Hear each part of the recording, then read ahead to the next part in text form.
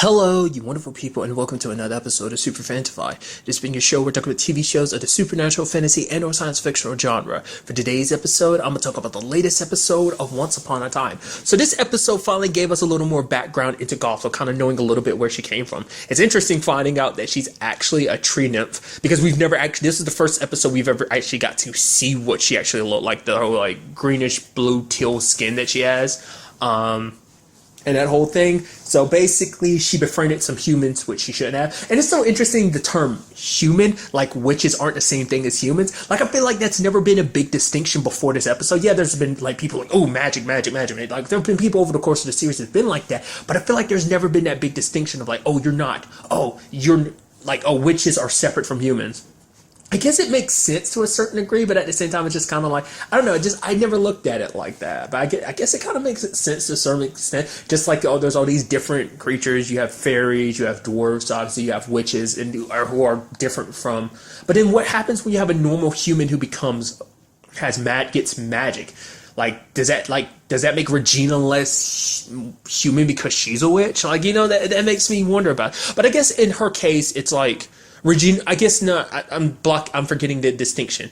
Regina wasn't born into magic. She learned magic, so she's a human who uses magic. She's not a witch. She wasn't born into magic like someone else might have been. I guess that's kind of like the distinction. But nevertheless, Gothel's big plan, finally, after all this time, we finally know what she wants to do. It's not resurrect necessarily anyone. Well, to an extent, she's kind of almost got this poison ivy thing going on to multiple levels. Because for one, when she was getting revenge against all those people, which like, screw those people. Like, that lady was like, oh my god, yeah. And stomps on the plane. It's like, oh yeah, you think, you're disgusting, you're abominations. I'm like, wow, that came out of nowhere.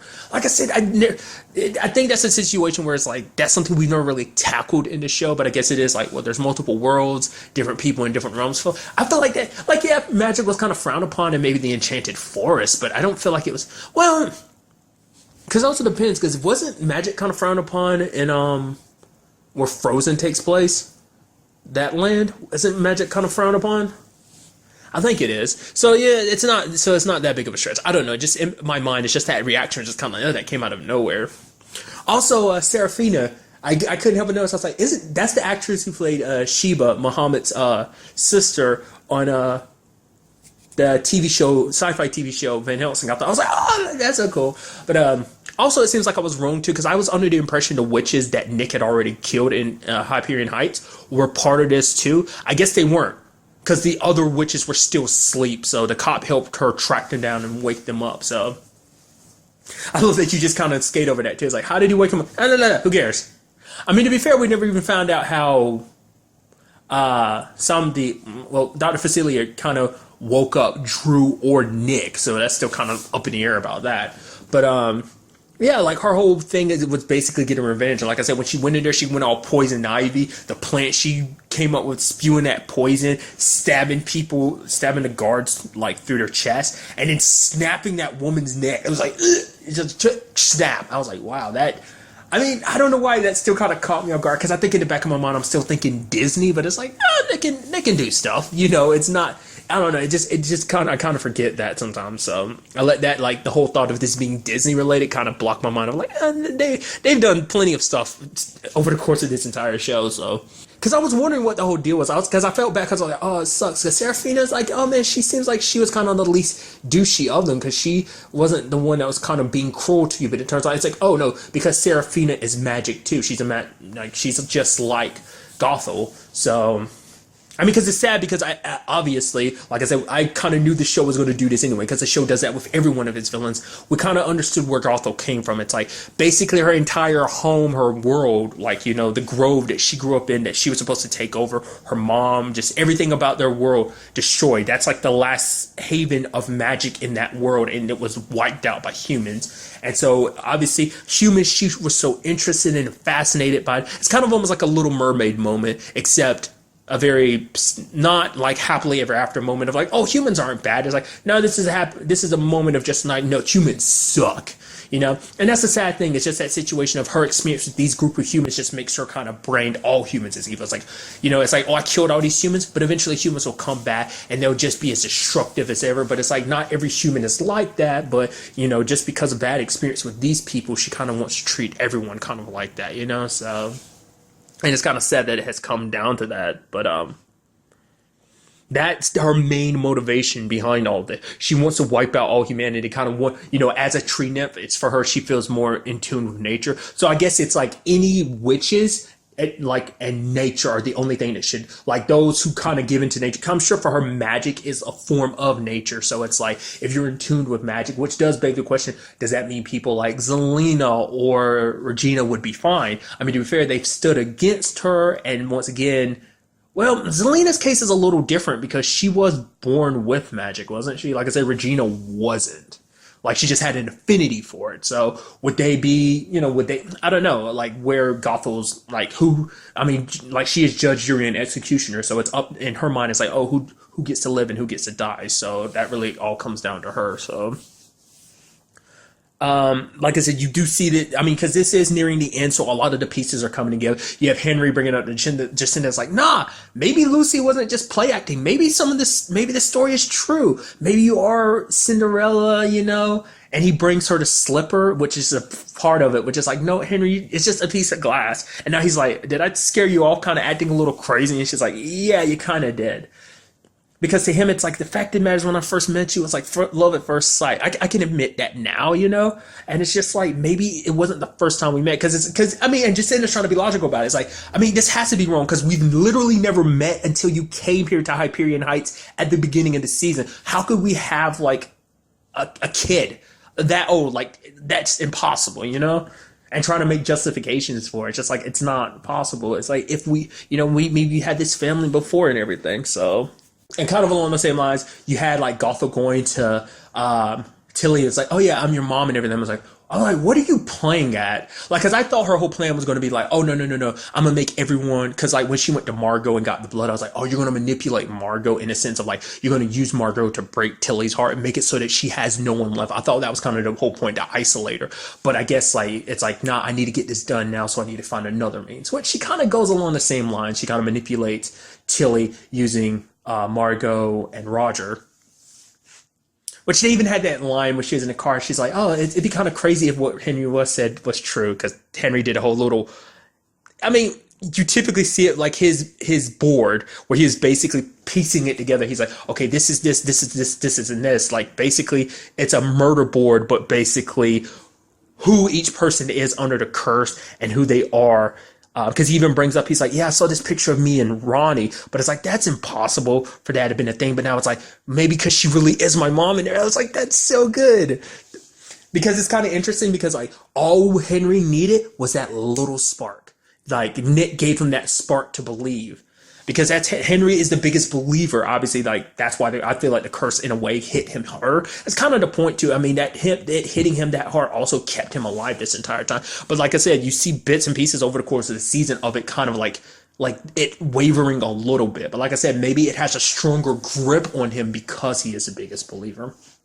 But when it comes down to it, because I think he is that, he pieces it together. He starts believing even more and faster. So. But you had Alice being like, or Tilly being like, yeah, can you imagine that? Being by the person that you love most, not true happiness right beside you and you don't even know it. It's like, how cruel is that? And she's literally sitting beside her dad. I'm like, yeah, that's super messed up. Once again, I mean, it's kind of funny because, I mean, truth be told, Gothel played a part in it, but so did Drusilla in gassing his curse, but that's the whole thing, so. And you had Lucy off being a little manipulator. She goes to Dr. Facilier and is like, yo, you might be able to help. It's like, yeah, Ronnie might be kind of like very happy to find out that you helped cure Henry. I mean, or I could tell her that you didn't. And he's like, oh, look at you being a little blackmailer. It's like, Lucy knows how to play the game. I mean, obviously for the best reason, which is like, they surprised me with the Facilier thing, but maybe this could kind of tie into the whole situation of like, it's just kind of like, whether he's a good guy or bad guy, maybe it's just a situation we'll never really get to know, like, because obviously he had his own intentions, but maybe that's something we'll see in the long run of like, hey, he has his intentions, but maybe that's because him wanting the Dark One dagger is because of what's coming with Gothel and her coven. maybe he knew that was coming, so he was just kind of like, no, I need to beef up before that time comes because I have to be strong enough to take care of her. So maybe that's why he wants the Dark One's dagger. I don't know. Or probably had his own reasons, and it just kind of coincides with all of this other stuff happening. So maybe he'll come through in the long run and kind of give up on power and just want to be with Regina. So, because it does seem like he might be sincere about that whole thing. Like, I don't know. I've kind of flip-flopped on it because I'm like, sometimes it seems like he might be sincere, and other times it's like, well, he hasn't hidden the motives. He literally told Regina the truth from the beginning. It's like, yeah, I'm here for the dagger, but I'm here for you too. So, I don't know, man. But going through some stuff from Jacinda's boxes, we see like some stuff from Granny's diner. I guess it's stuff that Henry brought over on his journey before he met up with Ella in her realm. And they also had found the other part to the glass slipper. I did like the magic of what it looked like. It was basically like grinding it up almost into like this dust and trying to basically, the whole point is to pull the poison out of Henry. And then the curse can be broken. Which, lo and behold, Jacinda and Henry kiss because they believe. But it's like Jacinda's like, no, the Jacinda, the single mom that didn't really believe in love, it's here wanting to kiss this Henry. So it's like not even who we are, whether you're just Henry and me being Ella. Like us where we are now under this curse, I want to kiss you. And it's like, I'm totally okay with that. And they kiss and nothing happens. I can only assume it has to coincide with Gothel's whole situation. Maybe her enacting her spell at the time kept the curse from being completely broken. Maybe it's something Facilier did. Maybe that not all that magic went to curing Henry, or maybe they believe, but maybe they don't truly 100% believe. Maybe it's not enough to completely break the curse. It might be something else. I mean, the whole curse seems like it was built around him, but who's to say it won't be built around something else entirely? I mean, the first curse was broken by Henry and Emma, so who's to say this one might not be broken by, like, Lucy and Regina? I mean, you never know with that type of thing. I mean, maybe even Lucy and Rumple, like, grandchild and grandparent type of situation, but, so... like I said, probably something we'll probably never get to find out potentially is how Gothel got locked up in the tower in the first place. Like who cast that spell to put her where she is. So, and also finding out the other witches. I guess they're, once again, like I said, it feeds into that whole aspect of like, I think things are kind of rushing to kind of get to the end because like I haven't talked about it yet, and probably something I'll probably bring up during the series finale. But the fact is, this is in fact the last season. I was kind of hoping like, maybe that's just messing with me. Please don't. And it's like, no, this is the final season.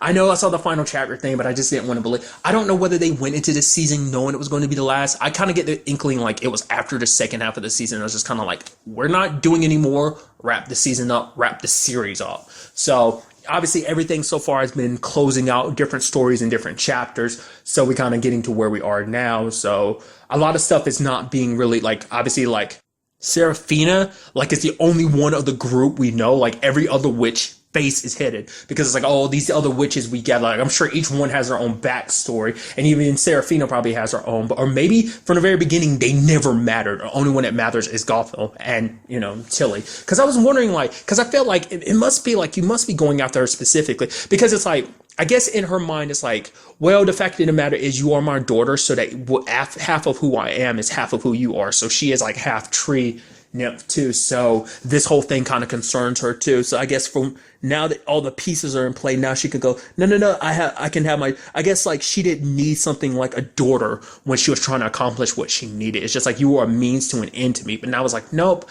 now that everything's kind of in place, now we can be a family again, which is kind of so interesting because her mom told her about the role she was supposed to play. It's like her mom didn't want her to go down this path of vengeance. It's like go off and kind of start your own, create another grove, kind of give birth, fruit is born through goodness, so, and also kind of takes back what I thought about the whole, like,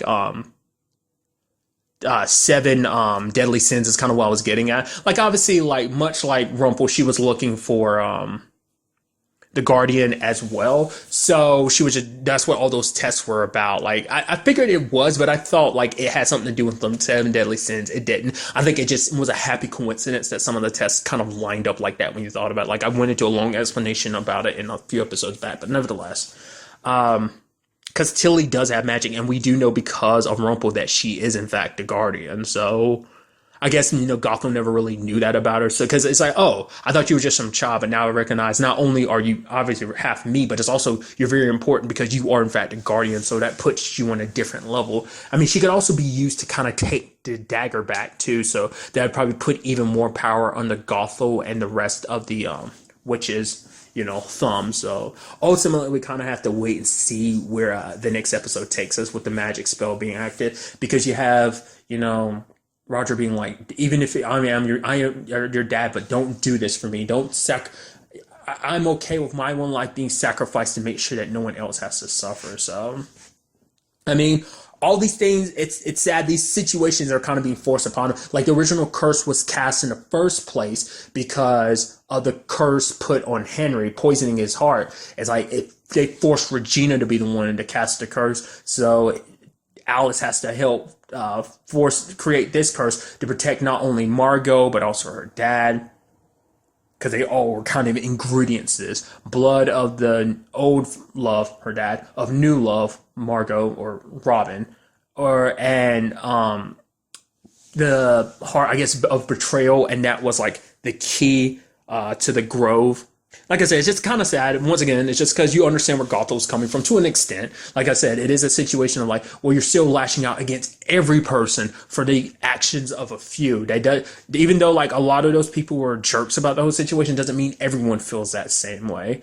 But it's just kind of, she's blinded by rage, and her family's gone, so she just needs to lash out at someone. I guess in her mind, it's like, if I do this, once again, this whole aspect of revenge, it won't bring you satisfaction. In her mind, maybe it will, but it won't fill that hole in her heart. So,